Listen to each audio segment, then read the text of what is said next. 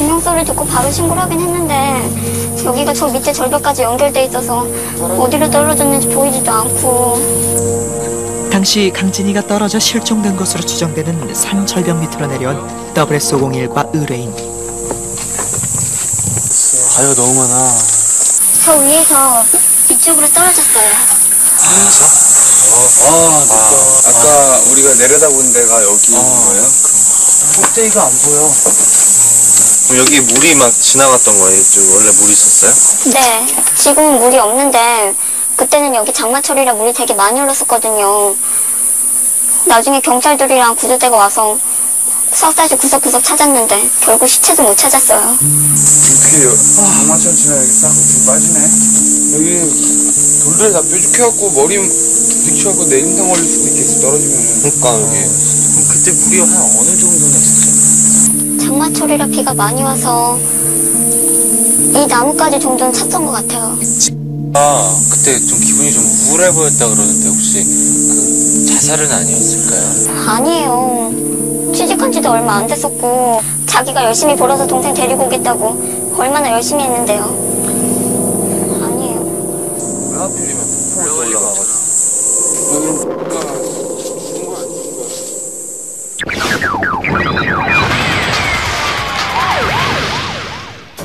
이 사진들이 바로 사고 당시 현장 수사기관에서 남겨주었던 증거 사진인데요.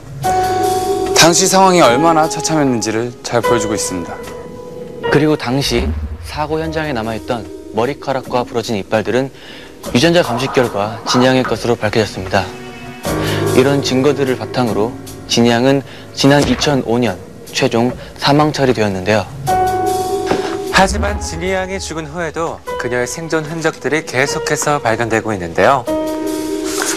의뢰인 박재원 씨가 보낸 이 잡지 속 사진과 그리고 박재원 씨가 보낸 이메일을 확인한 흔적까지 과연 어떻게 된 일일까요?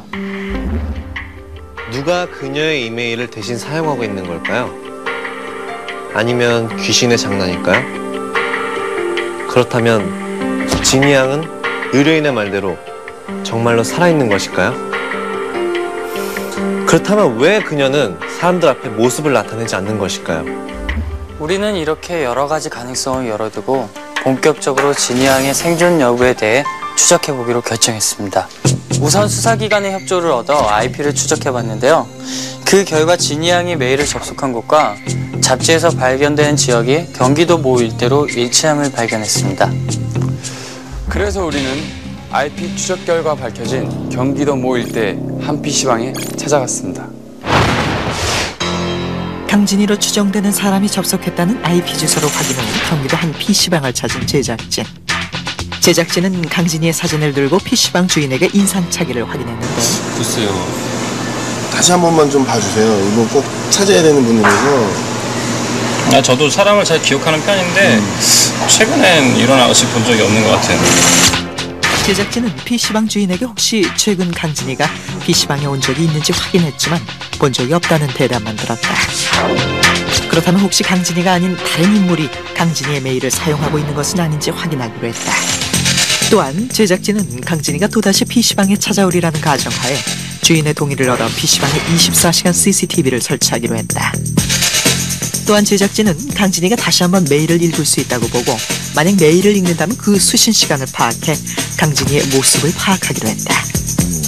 사이버 수사대의 협조를 얻어 의뢰인의 메일 주소로 다시 한번 강진이에게 이메일을 발송한 제작진. 만약 다시 그 PC방에서 강진이가 이메일을 읽는다면 CCTV에 찍힐 가능성이 큰 상태였는데 그리고 이메일 발송한 지 3일 뒤 새벽 2시 32분경 제작진은 강진이가 또다시 메일을 수신했음을 확인했다. 강진이가 다시 메일을 접속한 IP 주소 추적 결과 역시 접속 장소는 제작진이 찾아갔던 경기도의 같은 PC방임을 확인할 수 있었는데 CCTV 판독 결과 그 시각 PC방에 설치되어 있던 CCTV에 찍힌 여성들은 총 8명. 그러나 그 중에서 사진 속 강진이의 모습은 찾을 수가 없었다. 또다시 읽음으로 수신 확인이 된 이메일. 하지만 이상하게도 그 시각 PC방 CCTV 화면에선 진이 양의 모습을 찾아볼 수가 없었습니다. 하지만 이 여성들 중 진이 양 행세를 하는 사람이 있는 것만은 확실했는데요.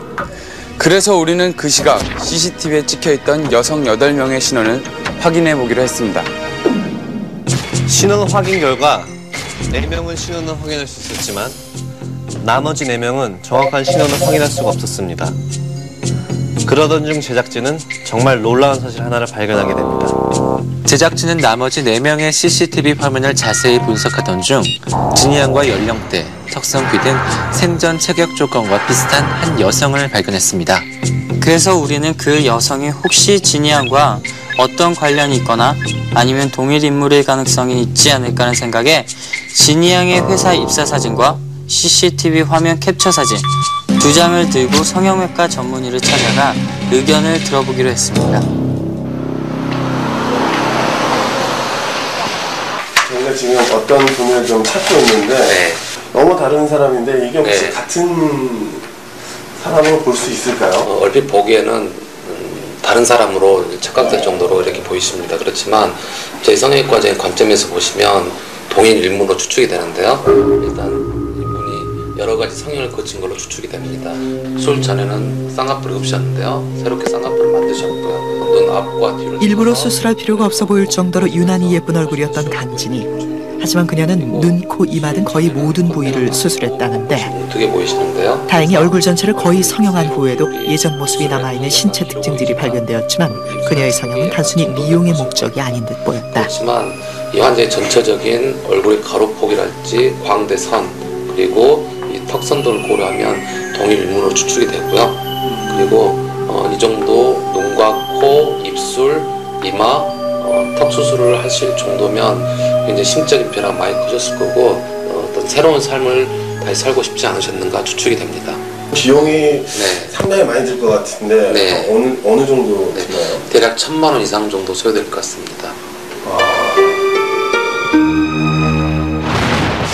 우리는 성형외과 전문 의료부터 CCTV 사진 속 여성과 진이 양의 생전 사진 속 모습 여러 부분이 일치해 동일 인물이라는 충격적인 사실을 들었습니다.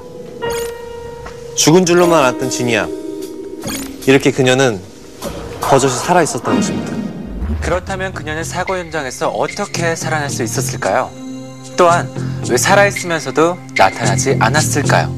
여기서 또 한 가지의 의문점이 생기는데요. 주민등록 말소로 어떠한 사회적 활동도 할 수 없던 그녀가 어떻게 1,000만 원을 벌어 성형수술을 할 수 있었던 것이었을까요?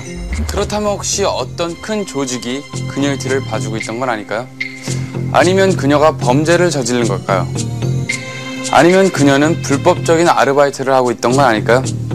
우리는 조심스럽게 여러 가지 가능성에 대해 추측을 해보았습니다. 그래서 우리는 우선 진이 양을 직접 만나보기로 했습니다.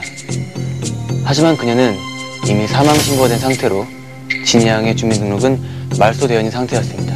따라서 우리는 그녀의 거주지나 현재 그녀의 상태에 대한 어떠한 정보도 얻을 수 없었는데요.